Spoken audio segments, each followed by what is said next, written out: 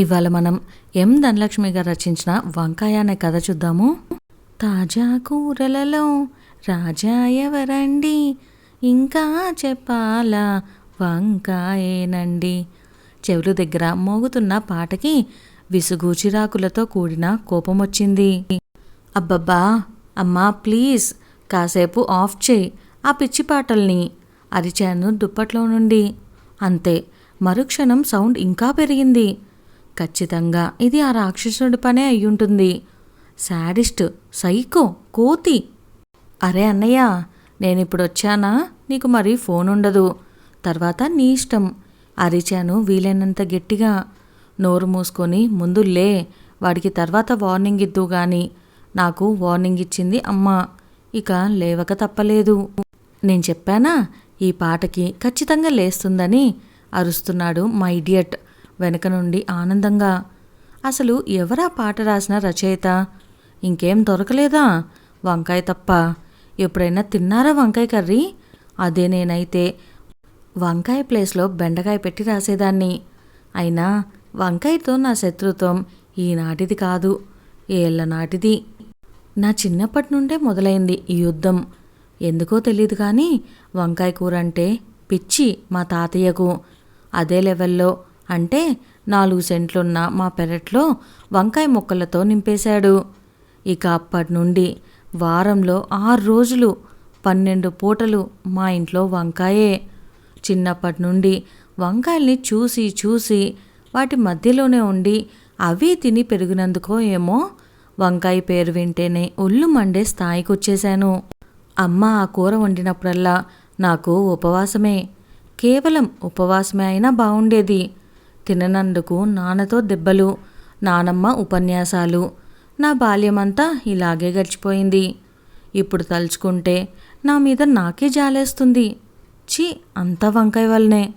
మధ్యాహ్నం కిలోమీటర్ నడిచి స్కూల్ నుండి ఆకలితో ఇంటికొచ్చి ఆవురావురమంటూ తినేద్దామని కంచెం ముందు కూర్చునేసరికి ఎదురుగా గిన్నెలో వంకాయ సాక్షాత్కారంతో చప్పున చల్లారిపోయేది నా ఆకలి. ఎక్కడలేని నీరసం వచ్చేసేది. ఆ టైంలో నాకే గాని మ్యాజికల్ పవర్స్ ఉంటే గిన్నెలో వంకాయ కూరని అబ్రకదబ్ర అంటూ బెండకాయ కూరగా మార్చేసేదాన్ని. కానీ ఏం చేస్తాం, అనుకున్నవన్నీ జరగవు కదా. నెలలో 20 రోజులు నా లంచ్ బాక్స్లో అదే కర్రీ కనిపించిన కారణంగా కాలేజీలో నా నిక్నేమ్ వంకాయగా స్థిరపడిపోయింది. ఫ్రెండ్స్, సీనియర్స్, జూనియర్స్, ఆఖరికి సార్స్ కూడా అలానే పిలిచి పిలిచి నా అసలు పేరు మర్చిపోయే స్థాయికి వచ్చేశారు. అసలే కోతి, ఆ పైన కళ్ళు తాగింది, నిప్పు తొక్కింది అన్నట్లుగా తయారైంది నా పరిస్థితి. నాకు ఆ పేరంటేనే చిరాకంటే అదే నా పేరు చేశారు ఈ పిచ్చిమొహాలు. నేనే కానీ ప్రధానమంత్రిని అయితే ఫస్ట్ వంకాయల్ని పూర్తిగా బ్యాన్ చేసేదాన్ని. లేకుంటే కనీసం మా ఫ్యామిలీని వంకాయలు లేని ఊరికైనా తీసుకువెళ్ళి వదిలేసినా సరిపోయేది. నా తలనొప్పి తగ్గేది. వంకాయలు వంకాయలు వంకాయలోయ్ ఓ విధంగా సాగదీస్తూ ఇంటి ముందు నిలబడింది కాంతమ్మ. ఇదొకటి, ప్రపంచంలో ఇంకేం దొరకనట్లు ఎప్పుడు అవే అమ్ముతుంది. పొరపాటున ఎప్పుడైనా పెరట్లో వంకాయలు లేకున్నా రెడీమేడ్గా అందిస్తుంది. ఏంటో అందరూ నాకు శత్రువులే. ఏంటి వందనమ్మా, కావాలా వంకాయలు? పిచ్చి కోపం వచ్చింది నాకు. అక్కర్లేదమ్మా, మా పెరట్లో అవే, కావాలంటే 10 బుట్టలు నువ్వే తీసుకెళ్ళు, కొబ్బరికాయ కొడతాను నీకు చెప్పేసి వెనక్కి తిరిగేసరికి 2 నిమిషాలు ఆగింది నా గుండె. పెద్ద గిన్నె నిండా చేతుల నిండా వంకాయలతో వస్తూ కనిపించారు నాన్న. అబ్బా, తల పట్టుకోవటం నా వంతైంది. మళ్ళీ వంకాయలా? ఏడుపు మొహం పెట్టాను. నోరు మూసుకో, అసలు నీ బాధపడలేక వారంలో 2-3 సార్లు మాత్రమే వండుతున్నాంగా, ఇంకా ఎందుకా ఏడుపు? లేకపోతే వారమంతా అవే వండి వంకాయ వారోత్సవాలు చేసుకోండి అనాలనిపించినా మళ్ళీ వంకాయలు, వాటి వలన లాభాలు పుస్తకం చదువుతారేమో అని ఊరుకున్నాను. రిలాక్స్ బంగారం, లంచ్ స్పెషల్ ఏంటో తెలుసా? ఊరిస్తున్నట్లుగా అడిగాడు మా ఇడియట్. ఏంటి అని ఆలోచిస్తున్నంతలోనే బిర్యానీ మసాలా వంకాయ. ఓ దీర్ఘ నిట్టూర్పు వదులుతూ, సూపర్ కాంబినేషన్ కదా, సగం మూసిన కళ్ళతో అప్పుడే తినేస్తున్నట్లుగా ఫీల్ అయిపోతూ పిచ్చి ఎక్స్ప్రెషన్స్ వీడును. వద్దా? పోనీ గుత్తొంకాయ నా చేత్తో స్వయంగా చేస్తా. మొన్న రూమ్లో వండితే మా ఫ్రెండ్స్ ప్లేట్లు కూడా తినేశారు తెలుసా? ఉఫ్ఫో, సొంత డబ్బా వాయించుకోవటం అంటే ఇదే. నిజంరా, అందరూ చాలా బాగుందన్నారు. హే, నీకేం పట్టింది? మసాలా వంకాయనా గుత్తొంకాయనా? ఏదైనా వంకాయతోనేగా చేసేది. అలా కాదే, నీకెలా చెప్పాలి? చెప్తా. Got it. ఇప్పుడు ఎవరైనా అమ్మాయి ఉందనుకో, ఎప్పుడు అలాగే ఉన్నా ఒక్కో డ్రెస్లో ఒక్కోలా కనిపిస్తుంది కదా, అలాగన్నమాట. కళ్ళెగరేశాడు. అర్థమైంది, క్లియర్గా అర్థమైంది. ఏంటి, వంకాయ వేరు గుత్తొంకాయ వేరేనా? కాదు, నువ్వు పుస్తకాలు వదిలేసి అమ్మాయిల్ని వాళ్ళ డ్రెస్సుల్ని పరిశీలించటం మొదలుపెట్టావని. నోటిని అరచేత్తో మూసుకొని కళ్ళు తాటికాయలంత చేశాడు. నవ్వాగలేదు ఎక్స్ప్రెషన్స్కి. చిచి, ఏం మాట్లావి? అమ్మా నాన్నలున్నారన్న బుద్ధి లేకుండా తల కొట్టుకున్నాడు. అయితే వాళ్ళు లేనప్పుడు అడగచ్చనమాట. నీకు దండమే. 2 చేతులు జోడించాడు. నువ్వు వంకాయ తినకు, నన్ను తినకు. లోపలికి వెళ్ళిపోయాడు వేగంగా. లేకపోతే నాతో పెట్టుకుంటాడా? ఇంకోసారి ఇలాంటి పిచ్చి సలహాలు ఇవ్వడు. ప్రతి ఒక్కరూ సలహాలు ఇచ్చేవాళ్లే. అది గొప్ప ఈజీ కదా.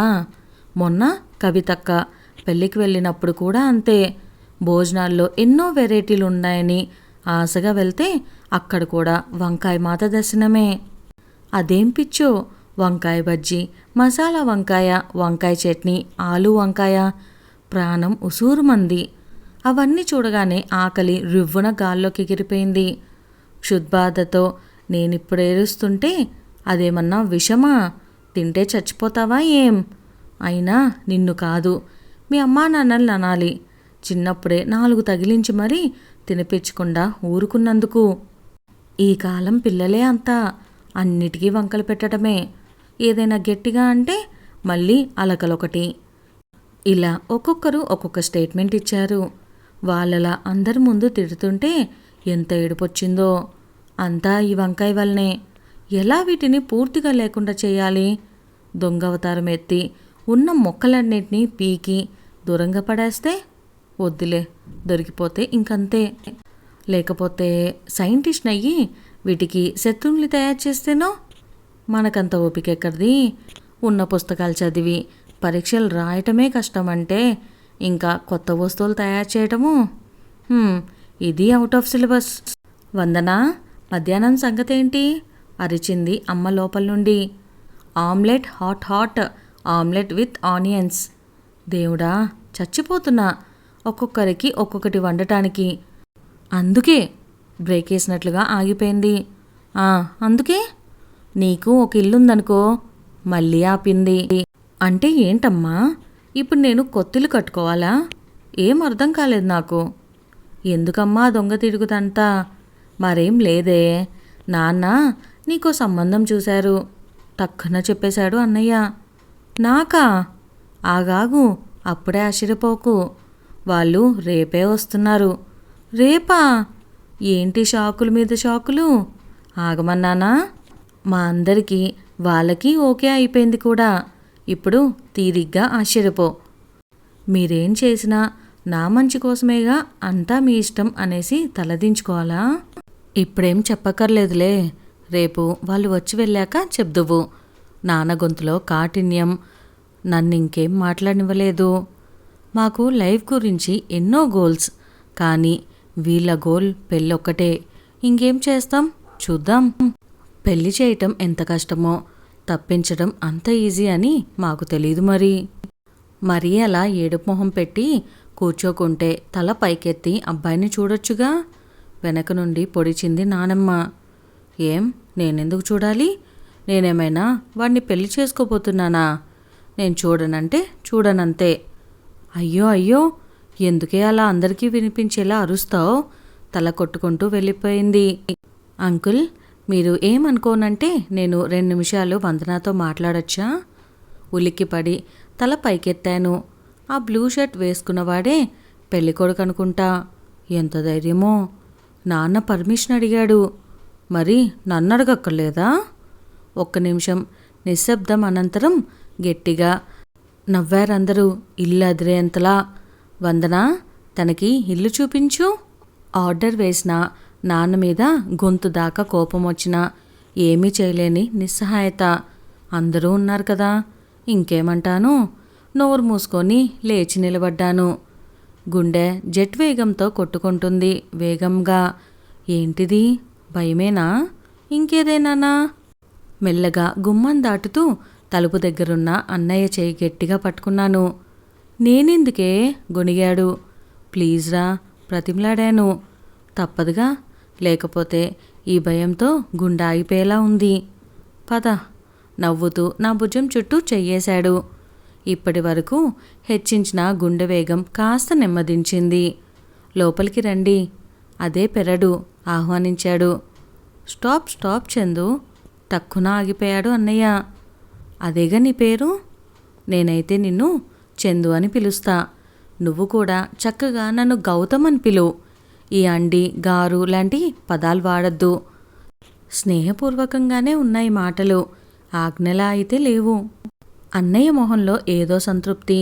అన్నయ్యకు కూడా నచ్చేశాడా ఏంటి? అసలే ఎలా ఈ సంబంధం వదిలించుకోవాలా అని నా బాధలో నేనుంటే వీడేమో అందరినీ ఇంప్రెస్ చేసేస్తున్నాడేంటి? అయినా నువ్వంత గౌరవం ఇవ్వటానికి ఇదేం అరేంజ్ మ్యారేజ్ కాదులే. మరో బాంబు పేల్చాడు. ఏంటి? అన్నయ్య షాక్ అయ్యి నా వైపు చూశాడు. నేను అంతకంటే పెద్ద షాక్లో ఉన్నాను. వెయిట్ వెయిట్ చందు, కేవలం నా వైపు నుండి మాత్రమే. వందనకు ఏం తెలీదులే. Thank God. ఇప్పుడు కుదుటపడ్డాను. కానీ ఇంకా అయోమయంగానే ఉంది. నిజం వందన, నాది 5 ఏళ్ల ప్రేమ తెలుసా? నా వైపు చూశాడు. మరి నాకేంటి? ఈ ముఖాన్ని ఇంతకుముందు చూసిన గుర్తు కూడా రావటం లేదు. మనిద్దరం ఒకటే కాలేజ్. నేను నీ సీనియర్. ఒక్కో బాణం వదులుతున్నాడు. నేను నీకు చెప్పానే అనుకో, నువ్వు టక్కున కాదంటావు. నాకా నమ్మకం ఉందిలే. ఎంతో కష్టపడి నేను ఇంప్రెస్ చేయాలి. నా టైం బాగలేక అంతలోనే మీ వాళ్ళకి తెలిసిపోయిందనుకో, మళ్ళీ గొడవలు తిట్లు. ఓఫ్, అందుకే షార్ట్కట్లో వెతుక్కున్నా. ఎలా ఉంది ఐడియా? నవ్వాడు భీముడిలా. నేను అన్నయ్య ఒకరి ముఖాలొకరు చూసుకొని జాయింట్గా గౌతమ్ వైపు చూశాము. అర్థం కాని మొహాలతో. ఓకే ఓకే, మరీ అలా పిచ్చివాడిని చూసినట్లు చూడకండి. అన్నా చెల్లెలిద్దరూ. డైరెక్ట్గా పాయింట్లోకి వచ్చేస్తా. నిజం వందనా, నువ్వంటే నాకు చాలా ఇష్టం. అందుకే పీజీ అవ్వగానే ఉద్యోగ ప్రయత్నాల్లో పడ్డాను. ఇదంతా చెప్పి బలవంతంగా ఒప్పించాలని కాదు, కానీ ఎలా చెప్పాలో తెలియక ఆగిపోయాడు సందేహంగా. చెమటలు పట్టాయి. గడగడా వాగుతున్న గౌతమ్కి, అది వింటున్న మాకు కూడా. ఇలాంటిది నా లైఫ్లో జరుగుతుందని ఎప్పుడూ అనుకోలేదు. వందన ప్లీజ్ ఓకే చెప్పవా? నాకు స్మోకింగ్, డ్రింకింగ్ లాంటి అలవాట్లేమీ లేవు. మేలిగో ప్రదర్శించకుండా నీ ఇష్టాయిష్టాలకు, అభిప్రాయాలకు విలువిస్తాను. ఏ కష్టం రానివ్వను. భవిష్యత్తు చెప్పలేకున్నా వచ్చిన ప్రతి కష్టంలో నీతోనే ఉంటాను. ఆర్ధంగా వినిపిస్తుంది గొంతు. ఏంటి సందిగ్ధావస్థ? నాకేం అర్థం కావట్లేదు. అంతా పిచ్చి పిచ్చిగా. ఎస్ అనాలని లేదు, నో అనాలని కూడా లేదు. నా మీద ఇంకా ఏమైనా సందేహాలుంటే మీ నాన్నని అడగండి. ఆయనేమీ ఆషామాషి కాదులే. ఓ కమిషన్ వేసి మరీ ఎంక్వైరీ చేసి అప్పుడు ఒప్పుకున్నారు పెళ్లి చూపులకి. నిస్సహాయంగా అన్నయ్య వైపు చూశాను. తలూపాడు తనకి ఓకే అన్నట్లు. మరి నా సంగతేంటి? నాకే తెలియలేదు. రావందనా, గౌతమ్కి తోట చూపిద్దాం అన్నయ్య పిలిచాడు. అసంకల్పితంగా వాళ్లతో పాటు నడుస్తున్నా కానీ ఆలోచనలు ఎక్కడెక్కడికో వెళ్ళిపోతున్నాయి. గౌతమ్ నాకు నచ్చాడా? ఖచ్చితంగా నచ్చకుండా మాత్రం లేడు. నాన్న సర్టిఫికేట్ ఉందంటే అన్నిట్లో పాస్ చేయొచ్చు. కానీ మరి నా గోల్? అడిగితేనే కదా తెలిసేది. గ్రూప్స్ నా గోల్ అనేసరికి ఇద్దరూ ఆగి నా వైపు చూశారు. అంటే ఫస్ట్ అటెంప్ట్లోనే వచ్చేస్తుందని కాదు, ఒకసారి ఫుల్గా హార్ట్ ప్రిపేర్ అయ్యి రాయాలని. అయితే అప్పటి వరకు పెళ్లి ఆలోచన పక్కన పెట్టాలా? చాలా మధురంగా ఉందా స్వరం. తలూపాను మౌనంగా. కష్టమే, అయినా ఇష్టమైన వారి కోసం తప్పదుగా. మనసు లోతుల్ని తాకిందా మాట. ఇంకా ఎస్ చెప్పకుండా ఉండగలనా? అన్నయ్యని చూసి నవ్వేశాను. ఓకేనా? ఆనందం పట్టలేనట్లు గట్టిగా అరిచేశాడన్నయ్య. బావా అంటూ ఒకరినొకరు హత్తుకున్నారు. నాకు ఆ దృశ్యం చాలా నచ్చింది. నేను చెప్పేసి వస్తా లోపలికి పరిగెత్తాడు. థ్యాంక్ యూ వందన. అసలు నేను ఆగిపోయాడు మాటలు రానట్లుగా. నేనంటే నిజంగా ఇష్టమా? ఎందుకో అలా అడగాలనిపించింది. నిజంగా వత్తి పలికాడు. ఎంత? చాలా. చాలా అంటే మళ్ళీ అడిగాను. చాలా అంటే ఆలోచిస్తూ అదిగో ఆ వంకాయలంత ఇష్టం. ఎదురుగా ఉన్న వంగ తోటను చూపించాడు. గుండె గుబేలమంది నాకు. దేవుడా, ఎంత నిర్ణయుడివయ్యా! నీ గుడికెప్పుడూ రాలేదని ఇలా పగ తీర్చుకుంటావా? ఇక జీవితాంతం వదలదా వంకాయ?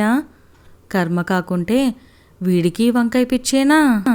వావ్, మీకు వంకాయ తోటనే ఉందా? అయితే ఇల్లరికం వచ్చేస్తా. ఎంచక్క రోజూ వంకాయ కర్రీ తినచ్చు. ఆనందంలో గౌతమ్. తాజా కూరల్లో రాజా ఎవరండి పాటతో అన్నయ్య. ఏడుపు మొహంతో నేను. ఇదండి వాళ్ళ మన సరదా కదా. ఈ కథ కనుక మీకు నచ్చినట్లయితే లైక్ చేయడం మర్చిపోకండి.